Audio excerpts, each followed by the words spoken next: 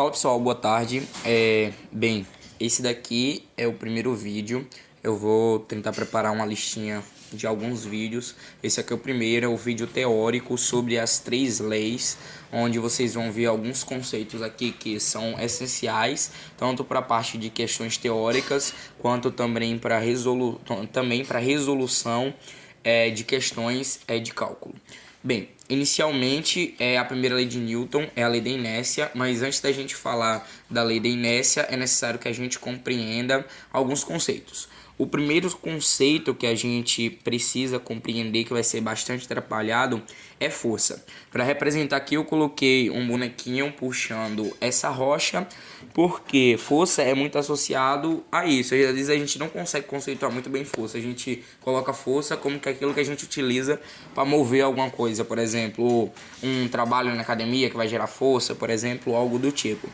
Mas a força ela vai ser definida dentro da física como uma causa de mudança de velocidade de algum objeto. Ou seja, a força ela é o que é necessário para que eu coloque um objeto em movimento ou para que eu interrompa o movimento desse objeto. A força ela é uma grandeza vetorial, como eu já falei nas aulas presenciais. A força ela é uma grandeza vetorial, então ao a gente trabalhar com ela, a gente vai estar trabalhando com vetores, e aí todas as operações que a gente vai realizar são operações com vetores, e aí posteriormente na hora do cálculo vocês vão observar isso, e aí vocês precisam ter esse conceito na mente de vocês. A força ela vai ser a causa da mudança de velocidade de um objeto, ou seja, a força vai ser o que vai levar um corpo a acelerar ou desacelerar, um corpo a mudar de velocidade. O próximo conceito importante, que vai ser mais abordado na segunda lei, mas eu já quero dar de introdução aqui para vocês que vocês já compreendam, é o conceito de massa. Por quê? E aí eu coloquei esse desenho aí da balançazinha com a melancia pesando, porque massa é muito confundido com peso. Inclusive em uma das aulas presenciais eu perguntei a alguns de vocês e aí vocês disseram que a massa era peso, e eu falei que depois eu ia explicar a diferença. E aí tem uma certa diferença. A massa ela vai ser a propriedade de um corpo, ou seja, a propriedade de um objeto, que vai medir a quantidade de matéria presente nele.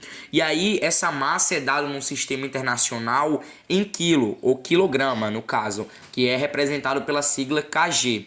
É muito importante essa sigla porque várias questões já vão vir com essa massa em quilo, mas vocês precisam ter essa associação, porque quando vocês forem aplicar na fórmula da segunda lei, vocês têm que ter uma razão entre todas as medidas que vocês estão utilizando.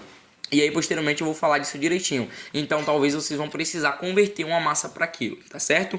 Então, a massa vai ser essa propriedade de um objeto ou de um corpo que vai quantificar ali a quantidade de matéria desse corpo. Mas por que ela é muito importante aqui nesse contexto? Porque a massa, ela também quantifica a quantidade de inércia de um objeto. Porque quanto mais massa que um objeto tem, maior inércia ele vai ter. E aí já eu explico isso melhor para vocês. E aí, agora sim, vamos para a primeira lei de Newton, que é aí a lei da inércia. Bem, o que é que fala essa primeira lei de Newton? A primeira lei, ela vai dizer que na ausência de forças externas, um objeto que está em repouso, ele vai permanecer em repouso, e um objeto que está em movimento contínuo, ou seja, movimento retilíneo uniforme, MRU, ele vai continuar com essa velocidade constante. O que é que quer dizer isso? Que se eu não aplico nenhuma força sobre um objeto, ou se as forças aplicadas sobre esse objeto se anulam, esse objeto ele vai continuar como ele estava antes. Se ele estiver parado, ele vai continuar parado, e se ele estiver em MRU, ou seja, movimento retilíneo uniforme com velocidade constante, ele vai continuar em MRU. E aí eu trouxe esse exemplo aquizinho do carro aqui na tela, que é para que vocês visualizem isso de forma mais fácil. Porque nós temos aqui um carro que ele está indo de forma acelerada aqui, aí ele vai obter uma velocidade constante. A caixinha aqui que está em cima desse carro, ela também vai ter essa velocidade constante. E aí, o que é que vai acontecer? Se chegar um momento em que esse carro ele vai bater aqui nessa pedra, ele vai parar. Mas essa pedra, ela só vai interromper o movimento do carro. A pedra ela vai funcionar ali como uma força de desaceleração para o carro. A caixinha ela não vai ser afetada por nada, por nenhuma força, não vai ter nenhuma força que afete a caixinha, e aí vocês vão ver que ela vai continuar nesse movimento retilíneo uniforme com essa velocidade constante, e aí ela vai continuar, e se estivesse ali no universo sem nada, essa caixinha ela continuaria ali infinitamente indo reto ali com essa velocidade constante, mas numa condição real, aí a gente tem a resistência do ar e tem também a força de atração da gravidade e da Terra, né, a força peso, e aí essa caixinha ela vai aos poucos sendo atraída até que ela chegue no chão, mas é que só é para vocês compreenderem esse sentido da inércia. O carro ele foi afetado pela força ali da pedra, né, a pedra vai fazer com que ele desacelere, mas como nenhuma força atuou sobre esse caixote, essa caixa ela vai continuar com essa velocidade constante até posteriormente ser desacelerada ali pela força de resistência do ar e também pela força peso que vai puxar ela para baixo. E aí dentro dessa primeira lei aqui, que é a lei da inércia, entra um conceito importante que eu acabei de falar com vocês, que eu falei que eu ia explicar, que é o conceito de inércia. O que é inércia? Inércia vai ser a resistência de um objeto a alterar a sua velocidade, ou seja, a se movimentar, a ganhar aceleração, por exemplo, é a resistência de um objeto. E aí eu falei que a massa é muito importante porque a massa ela vai quantificar a inércia de um objeto. Porque quanto maior for a massa de um objeto, maior vai ser a inércia. Entendam assim, a inércia é a resistência de um objeto a ganhar velocidade, de ter uma alteração ali de velocidade, de se movimentar, tanto de iniciar um movimento ou ganhar velocidade, tanto de desacelerar um movimento, perder velocidade, ou seja, uma alteração de velocidade. E aí, a inércia é justamente essa propriedade. Eu tenho um caixote do qual eu preciso empurrar. Quanto mais massa, ou seja, quanto mais massa esse objeto tiver, quanto mais massa esse caixote tiver, mais vai ser difícil eu tirar esse caixote do lugar, mais força eu vou ter que aplicar para que esse caixote se movimente. Então a massa e a inércia elas estão correlacionadas. A massa vai ser essa propriedade que vai quantificar a inércia desse objeto, tá certo? Então, pronto, essa é a primeira lei, ela vai ser muito importante, ela vai trazer aí esse conceito da inércia, vai trazer também essa importância da relação com a massa que vai ser utilizado ali, aplicado depois pela segunda lei. Antes da gente partir para a segunda lei, uma coisa importante de se observar é em relação ao referencial. A primeira lei de Newton ela também traz o conceito do referencial inercial, que é muito importante para que a gente faça essa análise. O que é um referencial inercial? O referencial vai ser o ponto onde está sendo analisado o movimento, e aí ele vai ser referencial quando ele não tem nenhum tipo de aceleração, ou seja, quando esse referencial ou ele está em repouso ou ele está com velocidade constante. E aí quando esse referencial ele tiver qualquer tipo de aceleração, ele não vai ser um referencial inercial, vai ser um referencial não inercial. E aí as leis de Newton elas são aplicadas em referenciais inerciais. Eu coloquei essa imagem aqui porque é uma imagem que eu acho que fica muito fácil de explicar para que vocês compreendam. Então, nós temos aqui embaixo um cara que eu vou chamar de Zé. Zé está observando aqui o movimento do vagão. Dentro desse vagão nós temos uma mesa, nós temos uma pequena caixazinha e nós temos Maria. Maria também está dentro desse vagão. Aqui no tempo 1, T1, o movimento ali começa a ser iniciado. Zé vai estar aqui de fora, Zé está parado, ou seja, Zé está em repouso. Ele vai conseguir observar o movimento perfeito porque ele está em repouso. E aí, como ele está em repouso, ele é um referencial inercial.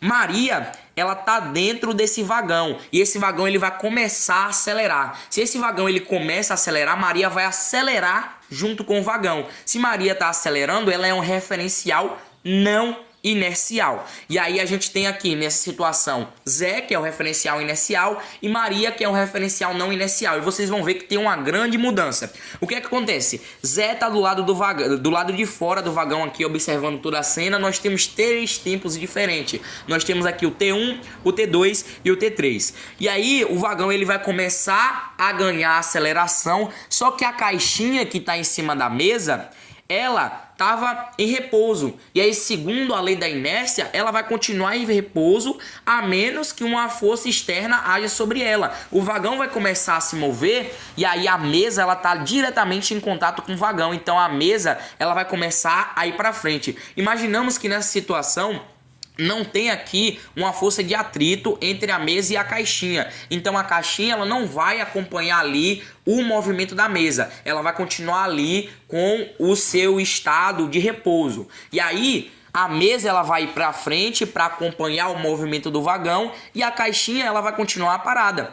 E aí Zé, ele de fora vai conseguir observar exatamente esse movimento. Se vocês olharem, essa linha aqui toda preta é a visão de Zé. Ele vai conseguir perceber exatamente que o vagão, Maria e a mesa estão se deslocando para frente de forma acelerada, enquanto a caixinha ali ela vai permanecendo com esse movimento.